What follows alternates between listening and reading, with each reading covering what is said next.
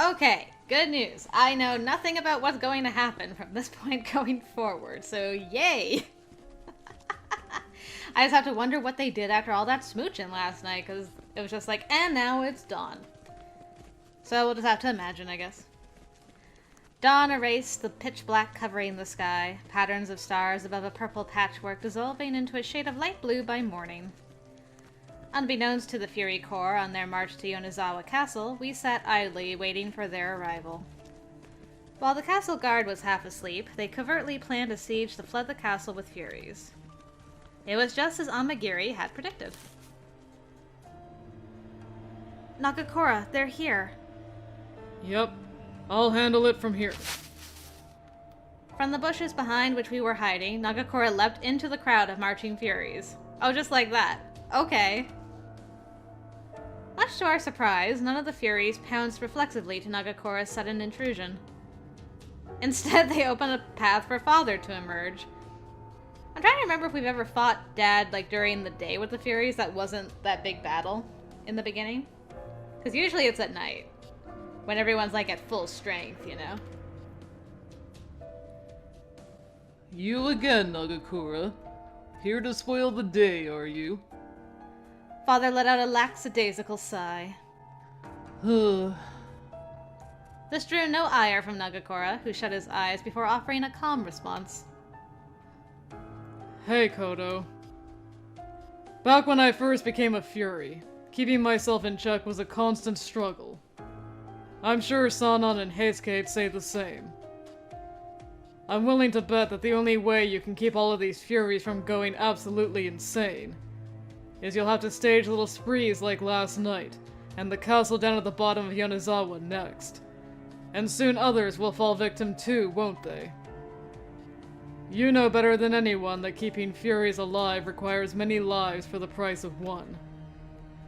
So why don't we just end that vicious cycle right here, once and for all? Father stroked his chin in amusement, sniggering as if Nagakura had shared a humorous anecdote. Your heedless advice is noted, but save your breath. It has no bearing on our circumstances. Have you finished this meaningless interruption? All was as we feared. Father was unwilling to see reason, meaning we had no choice but to end his wicked ambition ourselves. I like that they gave him a choice, though. They're like, look, listen, we could put an end to this right now. And he's like, nah. Okay, now you die. Nagakura, perhaps realizing this fact as well, formed his lips into a frown. You know, I wanted to give you the benefit of the doubt since we have some history and all, but I guess it doesn't mean a damn thing. Looks like I'll have to beat some sense into you. My ears popped from the hiss of screeching metal as Nagakura unsheathed his katana. As soon as his sword was unsheathed, the Furies aggressively swarmed Nagakura.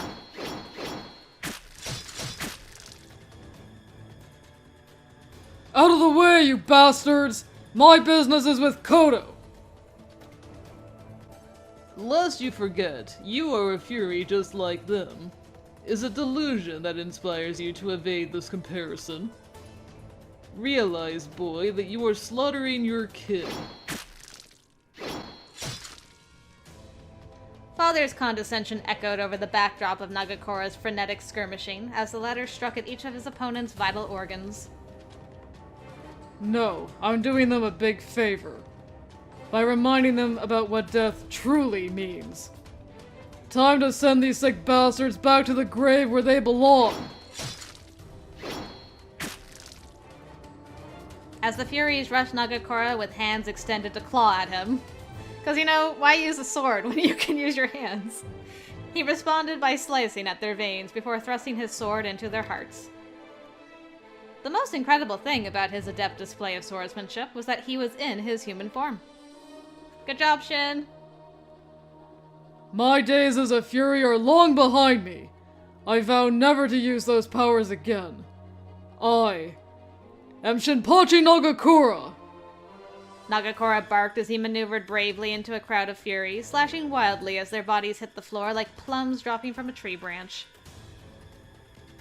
You jest if you believe yourself capable of killing every Fury and myself without your powers. Father's lips curled into a maniacal grin, drawing from his sleeve a handful of scalpels. Yo!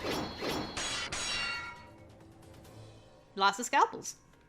With an agile flick of his blade, Nagakura smacked the scalpels from out of Father's hands. Whoops. Father was aghast at having been disarmed so deftly. No, my only plan. Nagakura smirked, flipping his sword in his hand to strike fiercely Father with the blunt edge. Nice. Gah! How do you possess such strength? Huh. Behold, this is what the Shinto Munen style's all about. Witness what a real human can do! And don't you ever forget it! Oh, the music just stopped all of a sudden. Nagakura ruled the hilt of his sword coolly in his hand, biting his lip as he stared at it hesitantly. Killing you with this would be unfair, huh? You see, Chizuru is a one-of-a-kind lady, and the idea of having to kill you really tore her up. No matter how much of a slimy bastard you are, to her, you were her father. Shin. Shin! Oh, that really got me. Father's eyes shifted at me with a helpless expression. You still see me as your father, don't you, child? Always, Father. Oh no! What happened? Why did that Fury just decide to go after Dad? We were having a moment. Chizuru. Ah! From out of the shadows leapt a Fury, seemingly on the cusp of death, who savagely attacked Father. Father! Father! Hey, you monsters! Stop! I said stop! Blood. I need blood! Apparently the mind control doesn't work incredibly perfectly all the time. With mangled slash faces, some of the Furies rose from the ground, droplets of blood dripping from the fresh, deep cuts along their tattered bodies. Why don't they just start eating each other? Gah! Move! Move, goddamn you! Nagakura attempted to swat the herd of Furies swarming towards Father, but it was futile. There were simply too many to handle. Drat.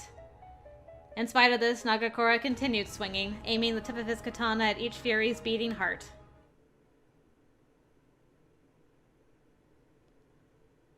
By the time Nagakura slayed all of the Furies, however, Father had been totally massacred. Dang. Wow. That was not at all how I was expecting that to go down.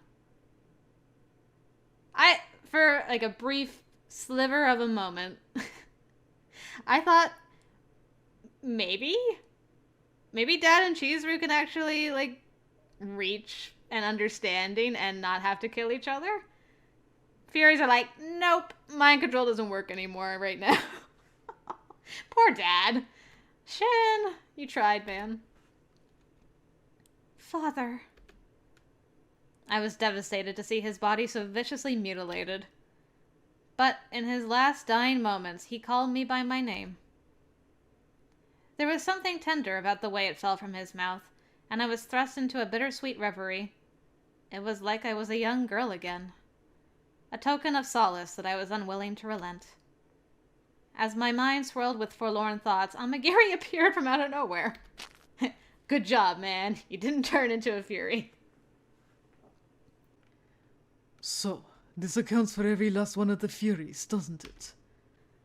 Well, they killed Kodo, so I think that's the end of it. Actually, there might be some more. There are still Furies with the Shinsengumi, but I just wiped out the last of the rotten bunch.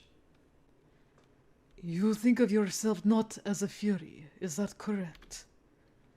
Nagakora nodded with confidence, his eyes beaming. Wanna put this to the test? Come on. I'll let you see my abilities for yourself. Amagiri grinned wryly, raising his fists in anticipation. Okay. The two of them had shared countless duels. Had they? Am I I guess... Yeah, no, that's right. I forgot about the whole Ikeda Inn thing, too. Yep. Okay. I'm with you.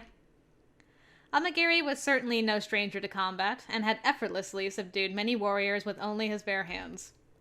So too had he defeated Nagakora, who was considered the strongest warrior in the Shinsengumi twice.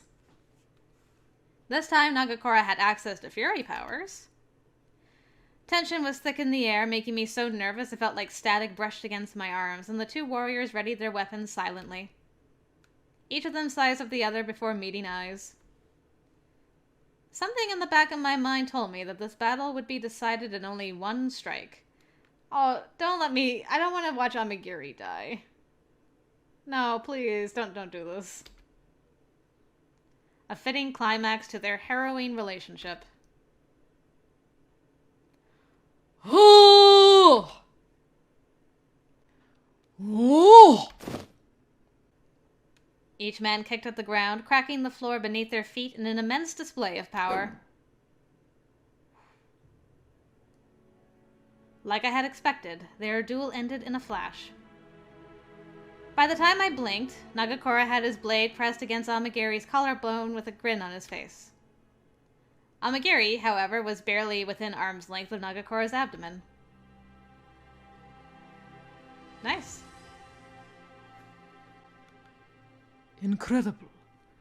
I thought the idea of you defeating me without the use of your fury powers to be absurd. You have proved yourself fit to protect Yukimura. Nagakora smiled in a winsome fashion. Believe me, I'm done with using my fury powers. But I guess for as long as I'm a fury. I can't really involve myself in human wars, can I? Yes, I believe that to be the case. Nagakora gave a small nod in response. Oh, I'm so relieved. I thought it was like almost a shot for shot of what happened with Toshi and Chikage in Toshi's route. And I'm like, I don't want to watch Amagiri get killed. But they didn't. Oh, that's good. I'm glad that we didn't have to kill Amagiri. Alright. Amagiri rested his arms, letting them fall to his waist as he sauntered off without another word. I wondered if we would ever cross paths again. As his back shrank with each step, I bowed deeply in his direction. I glanced over at Nagakora, who sheathed his sword as he watched Amagiri disappear into the distance. Are you going to be okay with giving up your position as a warrior for the foreseeable future? It's not just the Satsuma Choshu in the Imperial Army now, whom I originally fought against. For these powerful people, war is just a means to an end. A rat race best left to old men. The shogunate took damn good care of me. But, as sad as it is for me to admit, it's true that they were starting to rot from within. It seems almost silly to think about how desperate we were to protect it. I wonder, though, what kind of world this new Empire of Japan will forge for the future. I used to think the idea of getting old sucked, but now I realize it's not too bad. As long as it's with you. Yes. Wherever you go, I will go. I mean, we are married now, after all. Oh? Yeah, you just like, is that how things are done? You're just like, I've decided we are married. Did it. No witnesses. No long vows. Not just like, we were brother and sister, now we're spouses. Print it. I gently grabbed a hold of Nagakora's hand. Except now he was Shinpachi to me. Wow, she made that change really quick. Good job, Chizuru. He gripped my hand tightly in return, and the two of us shared an indelible silence together. And the last scene we see is Shinpachi's blushing face. Wow. How interesting. Okay. I can dig it. I'm trying to think how to put this. I really like Shin's route. He's adorkable. His awkward confession was like everything. It felt... The only thing is that it felt too much like Toshi's route to me. Other than the fact, like, their personalities are different. But it was, like Toshi's, it's very focused on actual... What? I haven't seen this picture before. What is this from? Spoilers? But they're both, like, very centered on the historical aspect of it. And it's like, here's a bunch of stuff, like, okay, at this time, there was this battle, and then they moved from here to here, and then this happened, blah, blah, blah. And it wasn't very much between Shin and Chizuru. It would just kind of be, like, a quick 5-minute thing, and then we're back into, like, history again, for the most part. And except for, like, the very beginning of Chapter 4, when they were alone in the hut. Like, that focused more on the two of them, and that was really nice. And the resolution was very quick at the end of this chapter. It was like, we're fighting Dad. It took 2 minutes. He's dead now. Also, Amagiri showed up for another 2 minutes. That got resolved. Oh yeah, and we're married. I'm like, it didn't... It stayed at a certain level for a long time, and then it suddenly just jumped to like, okay, now we're in a relationship and everything's solved. The end. I'm like, okay. I don't know. Am I the only one who felt that way? Maybe it's just me. But I felt it was not enough of a gradual growth. It just kind of jumped a little too quickly. And then it just ended kind of abruptly. But there is an epilogue. Maybe that'll change my mind a little bit. Won't change my mind about that, but I'm curious what their epilogue is. They have a nice view. The year is 1872.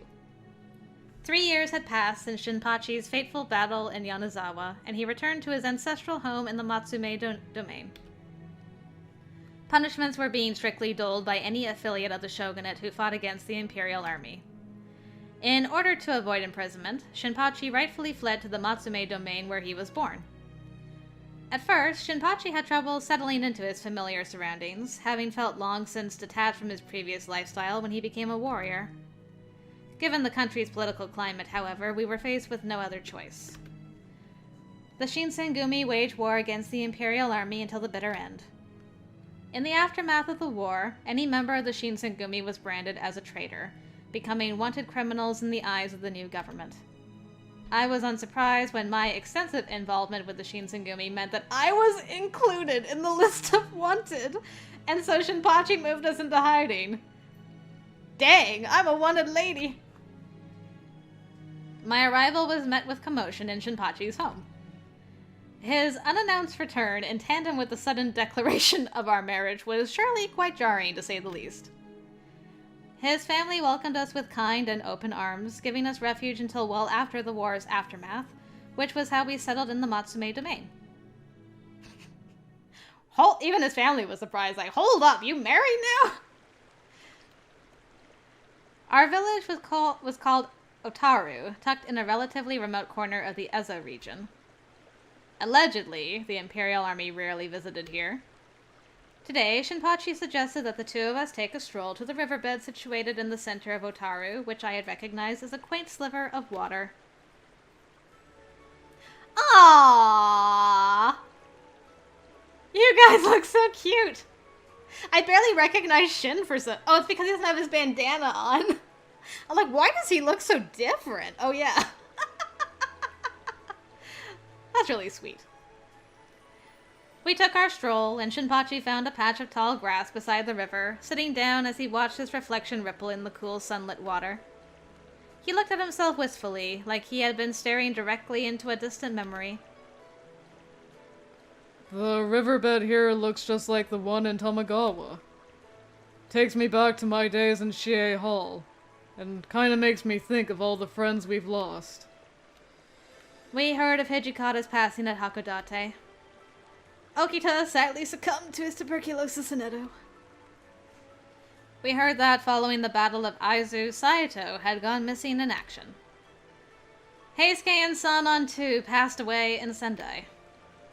As for Harada, to whom Shinpachi had felt the closest kinship, he was killed in action during a battle with the Shogi Company in Ueno, just as we had feared. Everybody died. The end.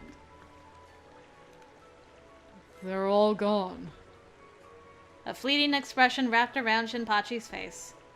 He almost seemed keen on dropping into the river. Out of worry, I called out to him. Shinpachi, you're still here, aren't you? He turned his head upwards, breaking his own stare as he smiled warmly back at me. It was the smile I'd fallen in love with so easily. Don't worry. I won't say goodbye until we're old as heck, Chizuru. Okay. Shinpachi wrapped his massive arms around me merrily. I leaned into his warm, soft skin, feeling my hair stand from the simple touch of his body. Shinpachi made a vow that he would never use his fury powers until the day he died. Oh, so did we never go find that... I can never remember if it's a fountain or a well or spring. I think it's a spring. We never found that spring? His will was unbreakable, except when it came to me and matters of the heart, and I knew he'd keep his promise. Although he hadn't cured himself entirely of his affliction, his mind and body were disciplined. I rested against him, thinking of the entire life that we had yet to spend together. We would live on, hearts beating ceaselessly. Our future was in our hands.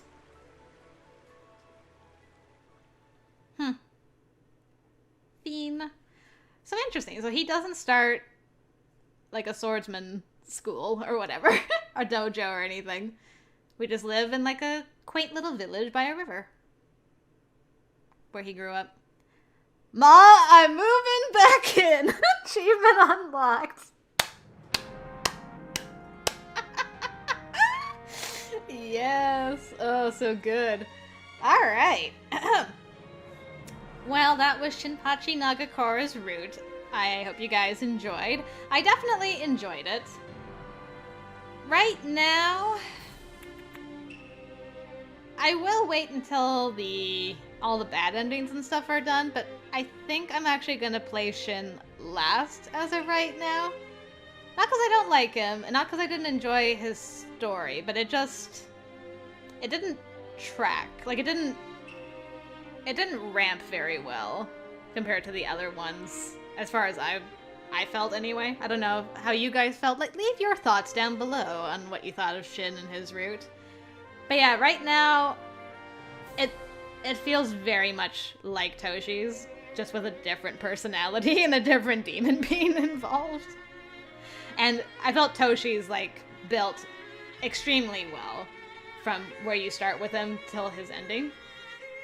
It built a lot more believably. So, yeah. I think I'm gonna put Shin last for now. It might change by the time I'm done the bad endings, but that's how I feel right now. But I did enjoy it. And speaking of bad endings, we will go into the unrequited love ending next time, so hopefully I'll see you over there. Okay, until next time, guys, I will see you later.